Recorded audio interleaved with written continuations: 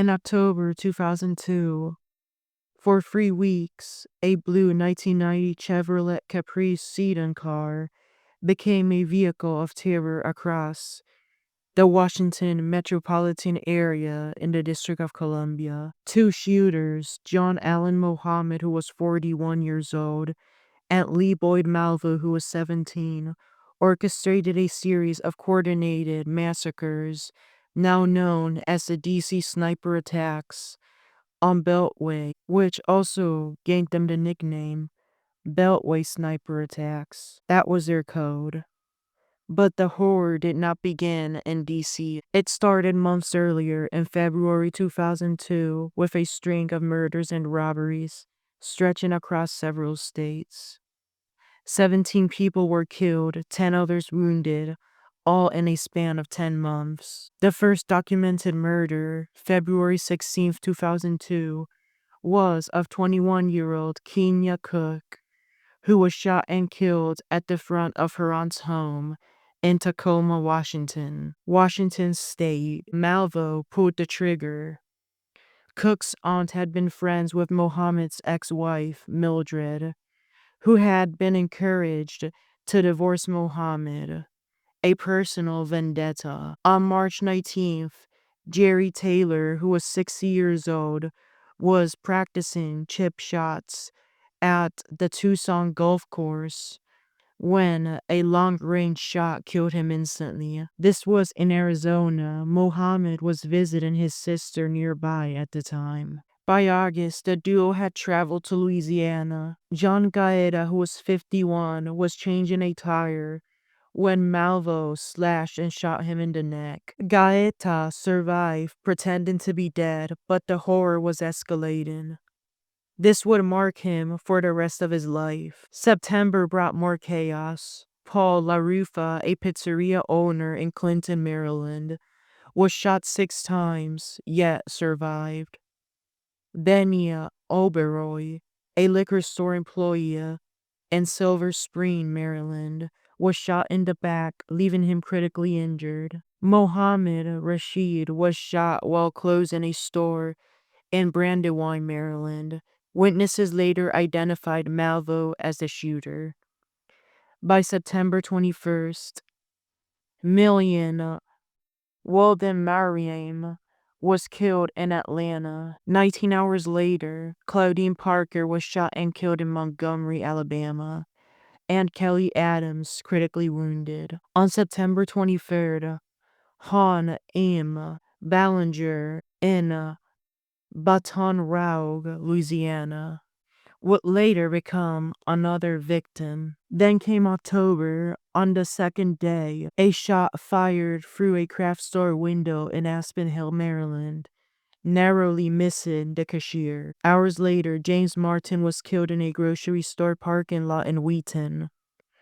The pattern of random, distant gunfire had begun, spreading fear across the region. October 3rd, within roughly 2 hours, 4 more were killed in Montgomery County. Another victim fell that evening in D.C.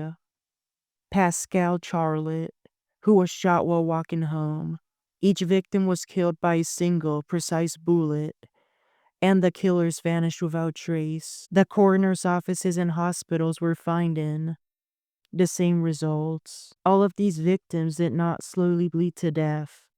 The bullet hit them so good that they died instantly. Therefore, here we had 2 cold-blooded killers, and all attacks looked very similar, so it was obvious that they came from the same source. Fear gripped the public. Schools went on lockdown. People were asked to stay indoors while they could, and security measures were heightened across government buildings. The investigation, led by Montgomery County Police Chief Charles Moose, drew in agencies across Maryland, Virginia, and D.C., along with the FBI, ATF, and Secret Service working at the federal level. Early tips described a white box truck. Witnesses later corrected that description as a blue Chevrolet Caprice car. Malvo and Mohammed took breaks between shootings, carefully selecting locations. On October 7th, 13-year-old Iron Brown was critically wounded at Benjamin Tasker Middle School in Bowie, Maryland. A tarot card left at the scene read, "Call me God." I myself read tarot cards, and I want to mention that they really read the truth, and they are beautiful. They read this situation. Therefore, do not criticize tarot cards. You are entitled to your opinion, but do not shame tarot readers so rudely, as tarot cards are really not dangerous. If you are going through something and need a reading, then email strawberryinc6@gmail.com. The killings continued. Dean Harold Myers, Kenneth Bridges, Linda Franklin, and others became names etched into terror. Gas stations began shielding patrons with tarps. Parents drove their kids through secret routes to pick them up from school and drop them off. Journalists swarmed the region. This was national terrorism. On October 24th, a call to 911 changed everything. Whitney Donahue spotted the dark blue Caprice at a rest stop in Myersville, Maryland. State troopers moved in, blocking all exits. By 3:19 a.m., John Allen Mohammed and Lee Boyd Malvo, the two shooters, were arrested. They were sleeping in the car. A stolen Bushmaster rifle, later linked to 11 shootings, was recovered. The case quickly became one of the most complex criminal prosecutions in recent U.S. history. 4 major probes were launched, 3 state cases and 1 federal. The case quickly became one of the most complex criminal prosecutions in recent U.S. history. 4 major criminal probes were launched, 3 being state cases and 1 federal. In Virginia, Price-William County, Mohammed faced 10 counts of capital murder, 10 firearms offenses, and conspiracy. In Fairfax County, Malvo faced capital murder and firearms offenses. In Maryland, Montgomery County, Malvo faced 6 counts of first-degree murder, 6 firearms offenses, and conspiracy. Then for the federal case in D.C., both faced 12 firearms offenses. Both suspects were arraigned, denied bond, and processed through local detention facilities. Mohammed was held at the Manassas Detention Center.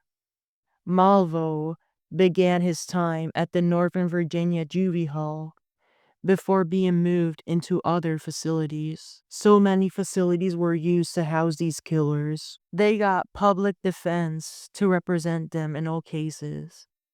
Mohammed's trial moved to Virginia Beach to avoid bias.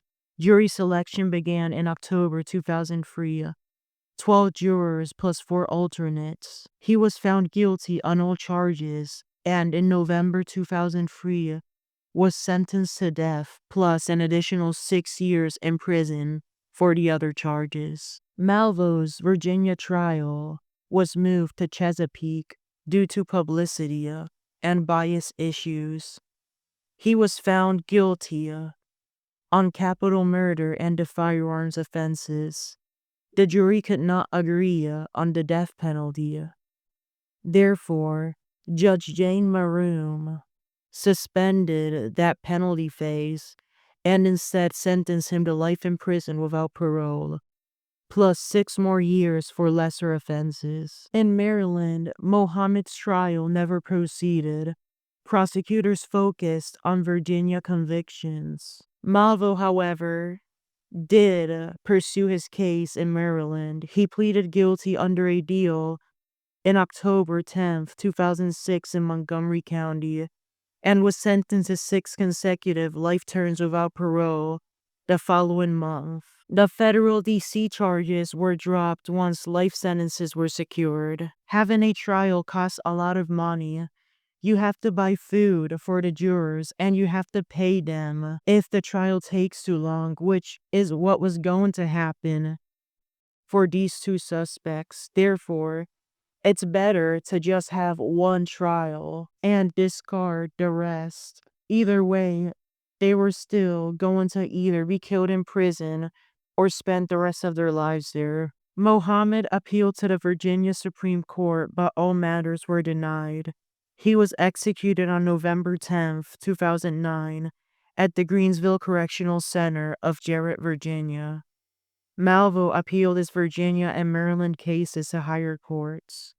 But in 2017, federal judge Raymond Jackson vacated the mandatory life sentence in Virginia. In August 2022, Maryland courts ruled he is entitled to resentence in hearings. Both resentencings remain delayed due to the complexity of these cases. Malvo remains incarcerated at the Keene Mountain Correctional Center of Oakwood, Virginia, after a transfer from the Red Onion Supermax in 2024. The DC sniper attacks left a scar on the Washington metropolitan area. 17 lives lost, 10 more changed forever. The precise, deliberate nature of the attacks, the terror they spread, and the meticulous law enforcement response remain a chilling reminder of how violence can strike with shocking randomness and how justice, even years later, continues to unfold. Both were black shooters, and who knows what they had been going through. If you are going through something, like I said, please email strawberryinc6@gmail.com. One has been executed, and the other is locked up in a prison. May those affected rest in peace. Take care, stay safe, and have a good rest of your day.